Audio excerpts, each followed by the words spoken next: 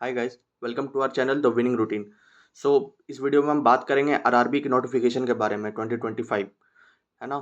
तो बहुत सारे स्टूडेंट्स में ये लेके मतलब मिसलीडिंग बहुत ज़्यादा चल रहा है बात कि आरआरबी का नोटिफिकेशन डिले हो रहा है, ऐसे हो रहा है। तो वैसा कोई बात नहीं है। थोड़ा बहुत इस बार हो सकता है कि डिले हुआ है, तो आप लेकिन आपको जून में पक्का है कि 1 से लेकर 10 तारीख के बीच में देखने को मिल जाएगा। तो डिले होने का कुछ रीजंस भी है, क्योंकि इस साल हुआ है कि कुछ मतलब बहुत सारे आरआरबीज का मर्जर भी हो रहा है। जो आरआरबी जिस स्टेट में आरआरबी एक ही है ना, रीजनल रूरल बैंक, तो उसका तो कोई ऐसा मर्जर नहीं है। लेकिन जिस स्टेट में दो है, जैसे फॉर एग्जांपल बिहार में था दो, और भी बहुत सारे स्टेट्स में है, तो वहाँ का मर्जर हो रहा है। तो इसके लिए हो सकता है कि थोड़ा सा लेट हो रही है। लेकिन आप उस चीज़ का चिंता नहीं कीजिएगा, क्योंकि आरआरबी का नोटिफिकेशन 2025 का वो डेफिनेटली आएगा, ठीक है ना। वो लेकिन बस आप अपना तैयारी मत छोड़िए। आप आप आईबीपीएस के साइट से बने रहिए, या मेरा आप टेलीग्राम चैनल भी ज्वाइन कर सकते हो, है ना, वो डिस्क्रिप्शन में दिया हुआ है। तो अब हम बात करेंगे आरआरबी के इसके एलिजिबिलिटी के बारे में। तो पिछला साल का एलिजिबिलिटी क्या था कि फॉर ऑफिस असिस्टेंट आरआरबी का क्लर्क, तो उसका था एज 18 से लेकर 28 ईयर्स, और जो कि लास्ट 1996 से लेकर 2006 तक का था, है ना, जून का। तो इस साल आप एक एक साल बढ़ा लो। इस साल 1997 से लेके 2007 तक के लोग एलिजिबल होंगे ऑफिस असिस्टेंट का, ऑफिस असिस्टेंट के लिए। और पिछला साल इसका वैकेंसी भी काफ़ी अच्छा आया था, है ना, 5709, है ना, 5709 वैकेंसीज थी आरआरबी क्लर्क की।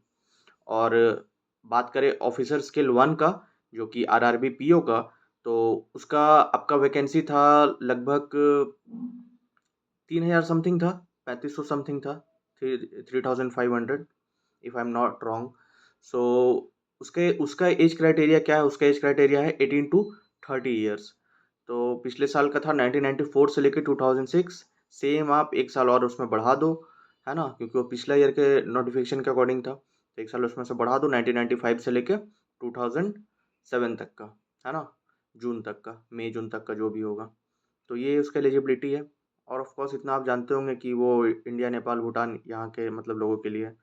और रहा बात वैकेंसीज का, देखिए सबसे बड़ी बात है, पिछला साल का क्या था कि वैकेंसीज भी अच्छा आया था, और बहुत सारा वैकेंसीज भरा नहीं है, क्योंकि मैं खुद आरआरबी क्लर्क में सेलेक्टेड हूँ, है ना, झारखंड से। तो मैं आपको बता सकता हूँ कि बहुत सारा मतलब वैकेंसीज अभी तक भी नहीं भरा हुआ है। वैकेंसीज अभी भी बहुत सारी खाली हैं। मतलब आप बिलीव नहीं करोगे, लगभग अगर 100% कहीं का वैकेंसी है, फॉर एग्जांपल अगर 200 वैकेंसी है, तो वहाँ पे 104 स्टूडेंट्स ही भरे हैं, लगभग 50%। वो वैकेंसीज खाली चल रही है। हालांकि वो वैकेंसीज पे जल्द ही मतलब वेट लिस्ट वाले भी फिल्ड अप हो जाएंगे। लेकिन जो इस बार एसबीआई का भी इतना इतना सारा वैकेंसीज आया है, तो मतलब आई एम श्योर है कि नॉर्मल आईबीपीएस क्लर्क से भी, जो कि bank of India, bank of Baroda, मतलब इसका भी जो भी क्लर्क का वैकेंसीज होता है, तो यहाँ से भी बच्चे छोड़ के एसबीआई जाने वाले हैं, डेफिनेटली है। आरआरबी से भी छोड़ेंगे। और खुद एक पहले से भी आरआरबी में इतने सारे मतलब बच्चे नहीं आए हैं, तो वो वैकेंसीज ऑफ कोर्स खाली जाने वाली है, और वो नेक्स्ट में एडअप होने का बहुत ही हाई चांस है।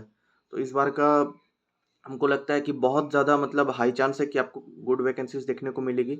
आप अपनी तैयारी बिल्कुल मत छोड़िएगा, और अपने अपनी बस तैयारी करते रहिए, क्योंकि वैकेंसीज इस साल काफ़ी है, ठीक है ना। तो आपको तैयारी अच्छे से अपनी रखनी है। बात बाकी के लिए आप इस चैनल से बने रहिएगा। मैं आपको हर चीज़ का अपडेट देता रहूँगा, ठीक है। चलिए, टेक केयर, बाय बाय।